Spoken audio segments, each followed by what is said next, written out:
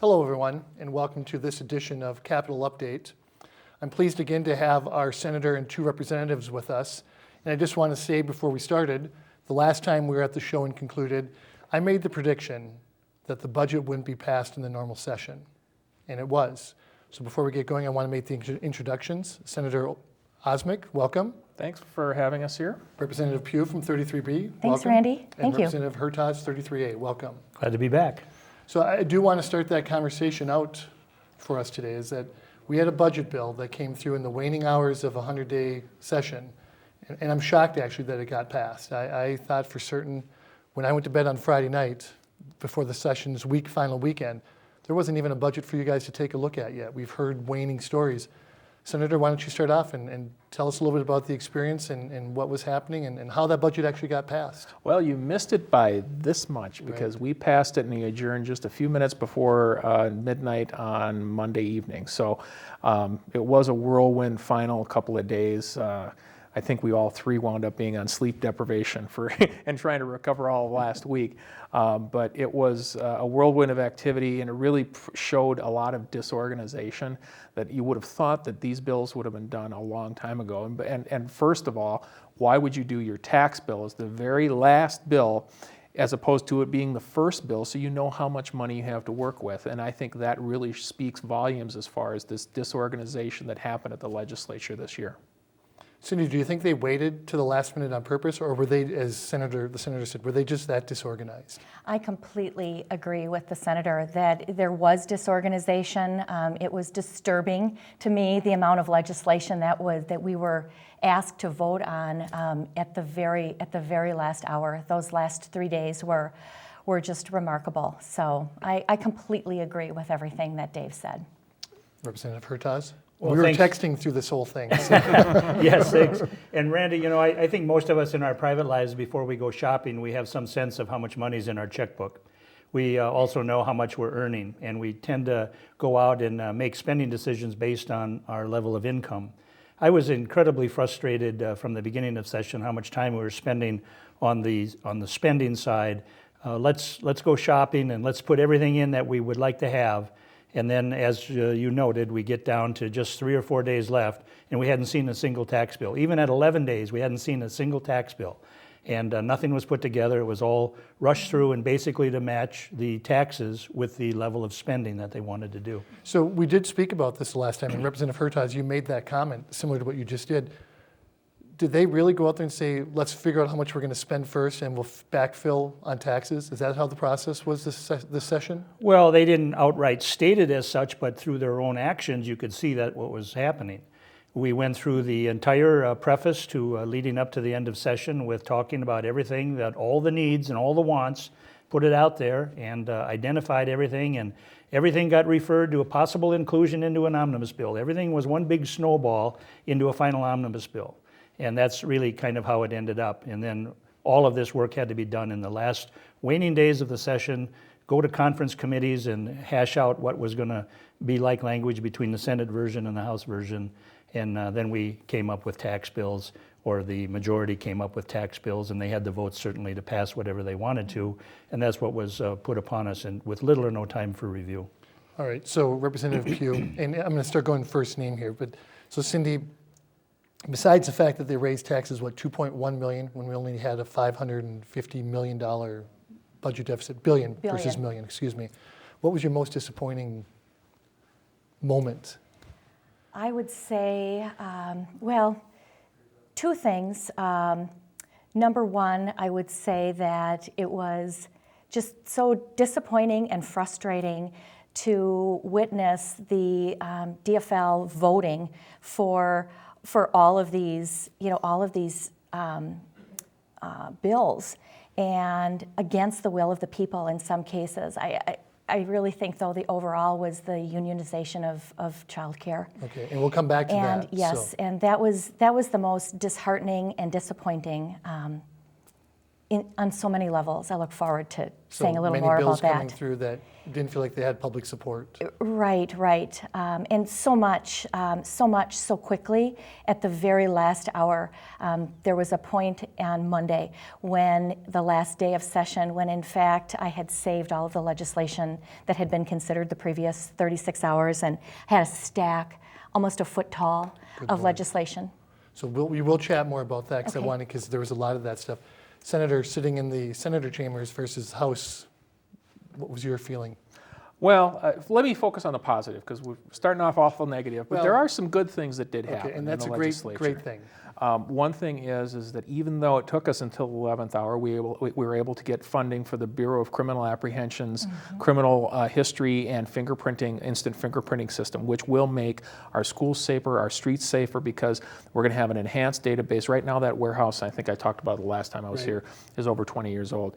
That funding was found because of people like myself and other members of the minority, which kept saying you have to fund the basics before you go on and put all these bans on guns and things like that. You have to fund the basics first so we know what the problem is and we can service the current laws we have in the book. So that happened. Also, capital restoration we passed in the bonding bill. Even though I didn't vote for the full bonding bill, I did vote for a primary version that came out of the Senate the first time through, which that is a historical building. I don't think there's any Minnesotans that don't believe that we shouldn't preserve our 100-year-old heritage that is the Capitol building. But the way that we went about some of these things was just backwards, and it was it brought to light that everyone pays. I think there's a narrative going on right now with certain parts of the media that, well, this is just, it's an income tax increase for the wealthy. No, it's not. It's going to be an income tax. It's going to be a cigarette tax, which is one of the most regressive taxes, $1.60 a pack. We're going to start to see black market and or loss of revenue because people are going to drive across to Wisconsin or drive to the Native American casinos and go there and avoid the tax. That is going to happen. People find ways around taxes, just like they do with the tax code. And everybody pays is what's happening here. This whole session should be really described as payback-orama, because all of the constituency groups that helped the majority party, the DFL, get into play are now getting their comeuppance and their due, and everybody is going to be poorer for it as a result. Cindy? The bonding bill. In the House, I think we spoke about it, that it was just about $800 million when it first came forward to you. What did it finish up at? It was. It finished up at under 200 million. It was about 179, if I'm not mistaken. There were two pieces of the significant pieces of the bonding bill that I would have been really very supportive of had those been the two that came out right from the beginning. The restoration of the Capitol, as Senator Osmek mentioned, 109 million. And the Capitol needs so much work, and this is the people's house. So I was really, really pleased, actually, to make an investment in that, and also the Veterans Hospital. And that's something that was not given consideration by the DFL-controlled legislature, and it was at all. It was such a disappointment. It was not a part of the bill that the omnibus bill that it could have been included in. So when this came back, I mean, the House rejected the $863 million bonding bill when it first came out. So this much scaled back version included those two components. That was the majority of the spending. I was so pleased with that. So 109 for the capital improvements, and roughly Yes. how much for the veterans? And I'm not sure exactly what that number ended up at. I want to say something like 30 million. Okay. But there's federal match money that comes along with that, Okay. and that will really benefit the veterans. So very Okay. pleased about that. And Senator, we'll get to that slide in just a moment. Jerry, what else was in that bill that you were kind of shaking your head over that? On the bonding bill? Yes. Well, I think it's important to understand that the Capitol has been identified as the people's house and certainly deficient in maintenance and needs.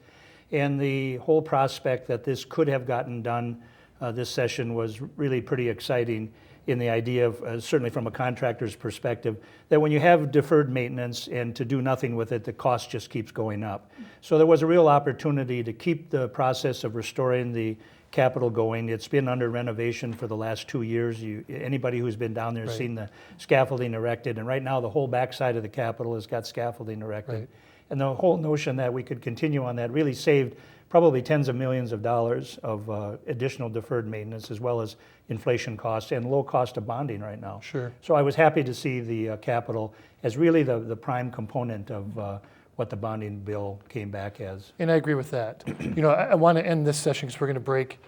Senator Osmek has a slide here that I think is very pertinent to the fact that all of you represent 33, and the bonding bill and the budget bill that went through hits a disproportionate area of Minneapolis or Minnesota. You want to set that up a little bit more than that, Senator? Sure. This this piece of slide is actually on the state's website. You probably won't be able to see it, but when you look at it, there's a section that has a deep red area, and this just shows all of Minnesota where in each of the Senate districts where the majority of the income is, where the income gradients are. And you see right here, there's a little red section, which actually this is the carve out of it. This is our Senate district. This is Long Lake where you were mayor. Yes. This is the rest of the area around there. So it's Orono, Wayzata, Medina.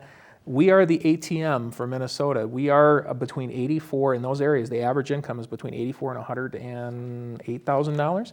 So when they talk about that income tax bracket increase, that is this Senate district. We are the people that are going to be paying the lion's share of this. There's some other areas that have some concentration, right, but nothing like this Senate district, which goes to show that the residents, I hope, appreciate the fact that we fought very hard to try and slow down or stop some of these taxes, which are, it's unfair that one group should have to pay for the lion's share of what's going to be going on in Minnesota. I agree. So I do want to make this comment, then we're going to go to break, because we haven't said it. Each of you voted no on the budgeting bill. Each of you voted no on the bonding bill, is that correct? Voted yes. Oh, yes on the voted bonding. yes on the scaled back bonding Okay. bill, which included the capital and which included the veterans home. And actually, the Senate, we passed the bonding bill in the House. Yep, and When it came to we did us. pass it through the Senate. It had a provision in there for some MINSCU/U of M spending that I didn't think was necessary in a non-bonding year. I think that's what Jerry and I were really looking at. I'll let him speak to his, but So you there's voted no on the bonding. right. And There on is good reasons to vote for it. This was really a scaled-back version, so I Sure. don't necessarily think it's the worst thing in the world. I think we just didn't need to do it now. We should be doing it during a regular bonding Okay. session. And last time we talked about bonding, I mentioned that we were up to our credit card or nearing our credit card limit with state bonding. And the idea of coming in an off bonding year with nearly $1 billion of bonding, and really the DFL has stated that they want to do $1.3 billion of bonding. $800 million was the bonding bill that came out. I think unilaterally all three of us voted against the original bonding bill. I supported the revised bonding bill, which was a smaller portion of the money to take care of the capital. Okay, well, great. And do stay tuned because the Senate currently has enough bills in that there's over $2 billion for next year that we may be getting into. So stay tuned for what Right. really happens. That's the scary part. If it came up this time, it's going to come back. So we're going to take a quick break, and when we come back, we're going to talk about other issues, and we're going to start with the unionization bill of daycare that came up this session. We'll be right back. Local government, local educational institutions, and local community members all use cable access TV to communicate their message. They depend upon it as an affordable means of outreach. Public educational and government access television empowers local government agencies, individuals, and groups to use the media to speak directly to their constituents in a more direct and cost-effective way. Make sure everyone has a voice. Support your local PEG channels. Hey, welcome back. When we went to break, we were chatting about the budget and the bonding bill, and I had stated that we were going to start talking about unionization of daycare, but we do want to come back to those topics just for a little bit more because we left out some key information.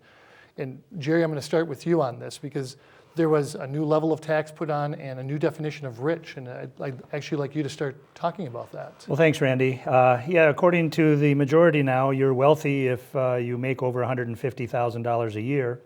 And certainly if you're a married couple, that threshold is at $250,000. As we mentioned with the graphic, our Senate District 33 is, by virtue of the map, the wealthiest district in the state, and the burden of all of these taxes are going to fall most heavily on our constituents. And there's about 56,000 filers in Minnesota that this new fourth tier of tax is directly targeted at. And so just trying to recap what they did, about $1.13 billion of new income taxes in a fourth tier, about $425 million in new cigarette taxes. We have another $137 million in sales and gift tax and estate taxes, and tightening up the estate tax, or the death tax as many know it. And then also there's about another $420 million of new employer mandated taxes. So all of that totals up to several $billion of new increases in taxes. That is just staggering. I want to make a statement on this just about 33.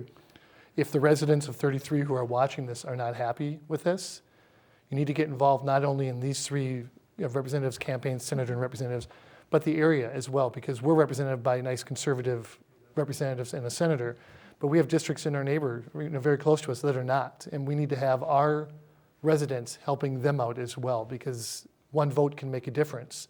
I want to jump to you actually on the one vote makes a difference, because we had a conversation when we started here about how some of these bills could have been passed if a neighboring senator would not have voted for some of these bills. Right, Randy. That was probably the biggest lesson I got out of this legislative session, was that one senator does make a big difference in some cases. And we had the daycare unionization bill, even in the Senate, was pretty divisive. There were a lot of people, even in the DFL, that weren't necessarily very happy about it. And we had it in the Finance Committee, and it died on a tie vote, an 11-11 vote. And Senator Bonoff and Senator Goodwin voted no. Well, 2 days later, after 48 hours worth of arm twisting, suddenly Senator Bonoff says, okay, let's let it pass to the floor without a recommendation. So she flipped her vote. If she had held firm to her belief that no, this is wrong for Minnesota, we wouldn't have seen that go through. We wouldn't have seen the forced unionization. And I hope the people who are daycare providers in Minnesota are watching very closely and vote against their own unionization, because it's really unnecessary, and it's also going to hurt kids that are on CCAP. CCAP is the community assistance program that we have for childcare. That if people meet a certain threshold, they get some assistance from the state. CCAP is going to be the trigger that's going to make unionization happen within these small providers, these small businesses. And if they take CCAP, they're going to be required to follow those laws. And I fear that they're going to stop taking CCAP, which means people who need that daycare are not going to find it in Minnesota. That's a very bad direction to go. And so we should probably dwell on this a little bit more, because one of the points that I had heard, and Representative, you can get, you've been more passionate about this than anybody I know. If the unionization happens, the government is going to take the union dues out of this aid, the CCAP, and give it right to the unions before it even hits the daycare providers. Mm-hmm. Representative, do you want to speak about that and more about the bill?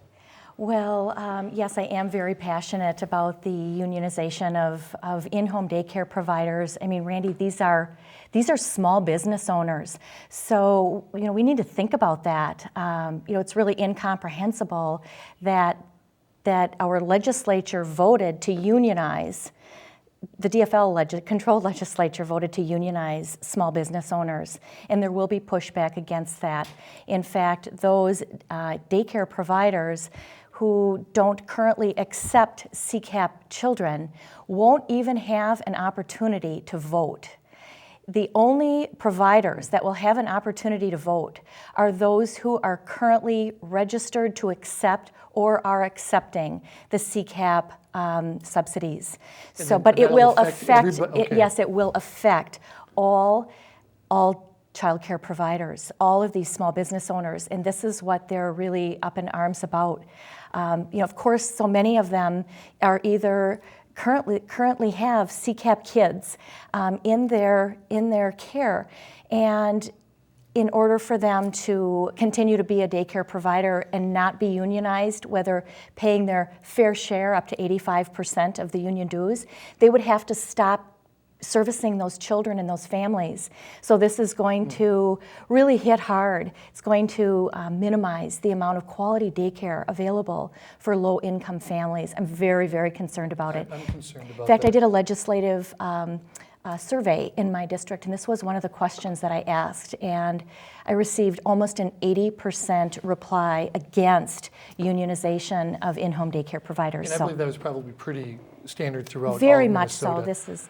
What amazes me with that segment that you just gave us, Cindy, is that the party, the DFL says they're this party of inclusion. Everybody should be involved. We talked about voter ID in the past, and they haven't liked that. and yet they're excluding probably a larger portion than they're including on this voting of unionization. Yeah. Representative, you look like you want to say something. Well, with regard to the unionization, Senator Osmek said it well. One vote does make a difference. In the House, the bill passed by one vote. And to consider that this state legislature, the Senate, wasted 17 hours debating this bill, if you want to call it waste. I mean, we didn't need to go there. Certainly in the House, we spent another 10 hours that should have been talking about tax and finance bills rather than daycare unionization. Let's be clear about this. It was nothing less than a money grab. And the money grab is if you collectively are trying to organize small daycare providers, women who provide daycare services in the home, who are you trying to protect? You're trying to protect the proprietor from themselves? This is really the problem with what this is about. It's about a money grab of the CCAP payments. And let's be certain, the CCAP payments are intended to help low-income families get on a path to full-time employment.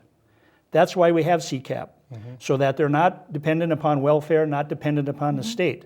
And this is nothing but a money grab. And if you're a rural CCAP recipient trying to earn your way out of poverty and have full-time employment, and if your daycare provider chooses not to become a union member by accepting CCAP payments, because that's what it's about, it's going to shift all of the CCAP providers into one pool, and then we're going to continue to see the organized union labor continue to raise the rates and raise the fees against the state, against the taxpayer, to fund CCAP.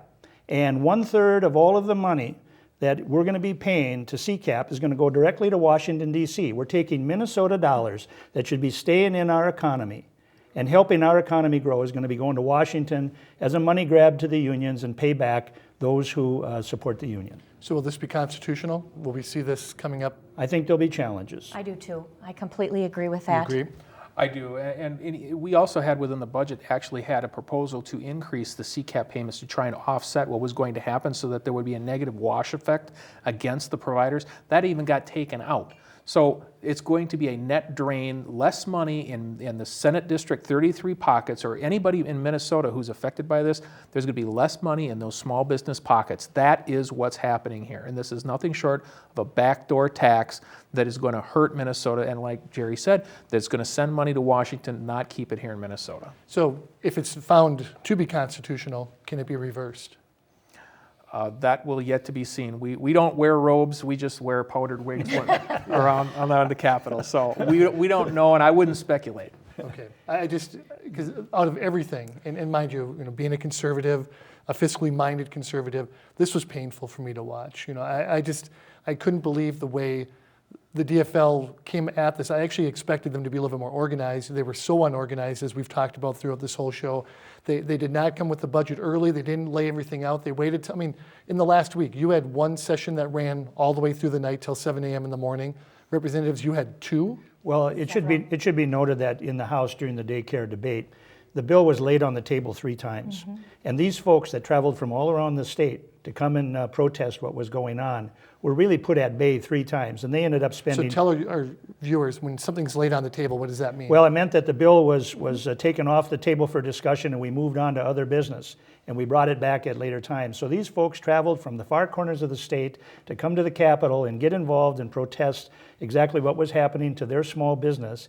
And they were made to hang around for 3 days while this bill was debated, put on the table, taken off the table, back and forth. And it's really a shame because this whole thing with the daycare, if it was just one child that was in a daycare provider system and you had to pay dues for it, you could amortize the cost of that dues against all the other 10 or 12 kids that might be in it. But frankly, it's going to cause a shift because you're going to say it's not worth it and you'll just simply not accept CCAP payments. And this is where the union is interfering in the free market, and you're going to cause a shift of all CCAP providers or recipients are going to end up being in a concentrated pool. Okay. And if you're out in the rural area and you don't have many daycare options, and if your daycare provider won't accept CCAP, what's your option? I guess your option is to stay on unemployment and simply stay home and take care of your child.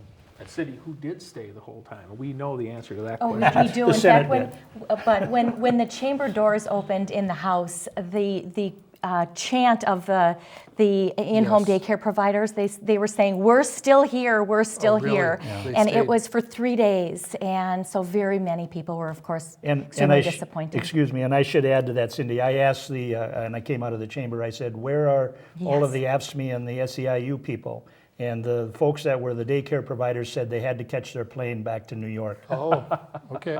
That's interesting information. Yeah. You know, I think this whole episode with the daycare providers actually had one real lasting impact. It brought both of the minorities in the House and the Senate chamber together. I even went out and bought some dilly bars at midnight. Well, actually, I bought it a couple hours ahead of time and brought them in at midnight. I handed them out at midnight to my fellow minority members in the House. I even went into the chamber, into the back cloakroom, and Jerry knows what happened here. I was in the back room and I got booted because I can't go back in that room because the DFL saw me handing out dilly bars and they wanted to get even with a senator, so they threw me out. So they're playing well in the sandbox, is what we're hearing. No, it was really great to see both House and the minorities working together, and because they bought us breakfast when we did our 17-hour run, and I said right away I was going to reciprocate and buy them some dilly bars to keep them up, and they were excited. I tell you, I had never seen Kurt Zeller so worked hard. energized that night. That's fun. So as we're wrapping up here, that sounds like it was one of your good takeaways from the session? Yeah, it was still great to walk in those doors every day. I still enjoy going down to work, and sometimes it's work, but it really is an honor. And that was one of the takeaways, and it was also good to actually make some changes to some of the legislation. I actually got an amendment onto the daycare provider, the unionization one, to make sure that these people that are going to be unionized are not going to be considered state workers for the purposes of tort reform. So if somebody's going to go sue, they can't treat them as members or as employees of the state, therefore the deep pockets aren't there. So we were able to get small victories along the way. Okay. Now we are out of time. So I do want to say this, we're going to be back in a few months and we're going to have another conversation because a lot of the things that we talked about today are going to start coming to fruition and we're going to have a better conversation about it. But I do want to make the statement to everybody that's watching. If you have a question for Senator Osmek or one of your representatives, please email them. They want to hear from you. Absolutely. They desire to hear from you. They need to hear from you. So please, any and all email questions that you have, get to them. And I would ask that when we come back the next time, you bring some of those back and we can talk a little bit about what our area is asking you and talking about. And we're back in the batter's box in February. In February. And on the next show, I think we should be talking about what was left in the hopper that we could expect to start seeing in February and the conversations that are going to be happening. So Senator, representatives, thank you for the arduous journey that you've had in your freshman year of the 88th session. It has not gone unnoticed. You have all worked so hard for us and we appreciate it. So thank you so much. Thank you, Randy. Thank you, Randy. So remember, if you want to learn more about what's happening at the Capitol, email one of our representatives or tune in to the Capitol Update.